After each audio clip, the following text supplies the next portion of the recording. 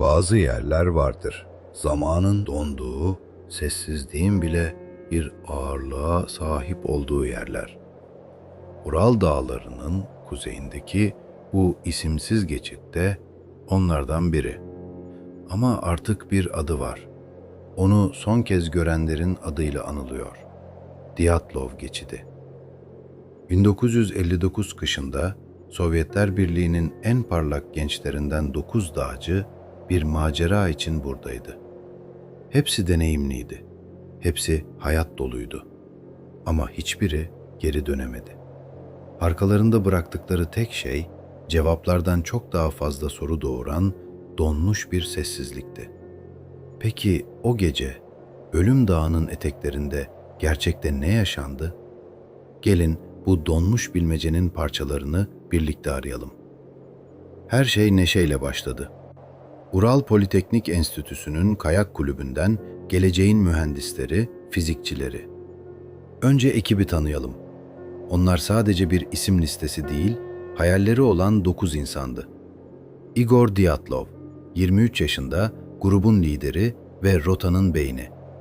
Zinaida Kolmogorova, 22 yaşında, grubun neşe kaynağı ve en deneyimlilerinden biri. Lyudmila Dubinina, 20 yaşında, grubun en genci ama azmiyle tanınan bir mühendislik öğrencisi. Alexander Kolevatov, 24 yaşında, nükleer fizik öğrencisi, sessiz ve disiplinli. Rustem Slobodin, 23 yaşında, her zaman yanında flütünü taşıyan bir müzik tutkunu. Yuri Krivonishenko, 23 yaşında, neşeli tavırlarıyla bilinen bir inşaat mühendisi. Yuri Doroshenko, 21 yaşında, grubun en güçlülerinden biri. Nikolay Thibeaux-Brignol, 23 yaşında, enerjisiyle ekibi ayakta tutan bir inşaat mühendisi. Semyon Zolotaryov, 38 yaşında, gruba sonradan katılan gizemli bir ikinci, Dünya Savaşı gazisi. Ve 10. bir kişi daha vardı, Yuri Yudin. Sağlık sorunları nedeniyle gezinin başında gruptan ayrılmak zorunda kaldı. Belki de bu karar onun hayatını kurtardı. Geriye dönüp arkadaşlarına son kez el sallarken onların bir daha asla göremeyeceği bir manzaraya baktığını bilmiyordu. 26 Şubat 1959.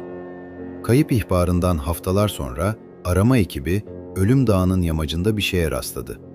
Bu grubun kamp çadırıydı. Ama bir tuhaflık vardı. Çadır kapısından değil, sanki içeriden birileri tarafından aceleyle yırtılarak terk edilmişti. İçeride grubun tüm eşyaları, ayakkabıları, paltoları ve yiyecekleri duruyordu. Sanki görünmez bir güç, onları eksi 30 derecelik dondurucu soğuğa, neredeyse çıplak ayakla kaçmaya zorlamıştı. İpuçları çadırdan aşağıya, orman sınırına doğru inen ayak izleriydi. Bazıları çıplak, bazıları sadece çoraplıydı. Ve sonra donmuş bedenler bulunmaya başlandı. Birbirinden yüzlerce metre uzakta, sessizliğin 9 farklı rengi gibi. İlk bulunanlar orman sınırındaki dev bir sedir ağacının altındaydı. Yuri Doroshenko ve Yuri Krivonishenko. Üzerlerinde sadece iç çamaşırları vardı. Ellerinde ve kollarında yanık izleri.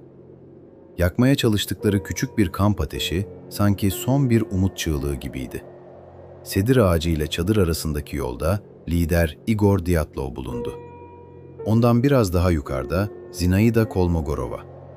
Hemen yakınında Rustem Slobodin. Bu ilk 5 ceset hipotermi yani donma nedeniyle ölmüştü. Bu bir yere kadar mantıklıydı. Ama asıl kabus 2 ay sonra karlar erimeye başladığında ortaya çıktı. Ormanın içindeki bir vadide 4 metre karın altında geri kalan 4 dağcı bulundu. Nikolay Thibeaux-Brignol. Kafatasında korkunç, içe doğru bir çökme vardı.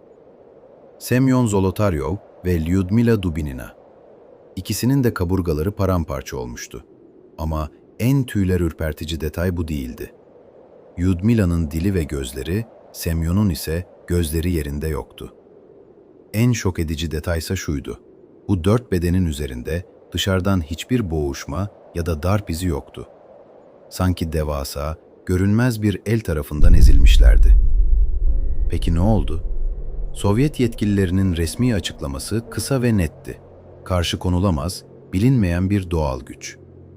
Teoriler yıllar içinde çoğaldı. Bir çığ mı düşmüştü? Gizli bir askeri deney mi? Yoksa çok daha tuhaf bir şey miydi? Bugün, onca yıla rağmen Dyatlov geçidinin sırrı çözülemedi. Elimizde kalan tek şey, 9 genç insanın son anlarına dair rahatsız edici bir fotoğraf. Çadırlarından neden ve neyden kaçtıklarını belki de asla bilemeyeceğiz. Onları o dondurucu gecede ölüme sürükleyen şey ne olursa olsun sonuç değişmiyor. Dyatlov geçidi sadece donmuş bedenlerin değil, aynı zamanda donmuş cevapların da hikayesidir. Ve belki de en korkutucu olanı, evrenin ne kadar büyük ve bizim ne kadar küçük olduğumuzu hatırlatan o sessiz, beyaz boşluktur.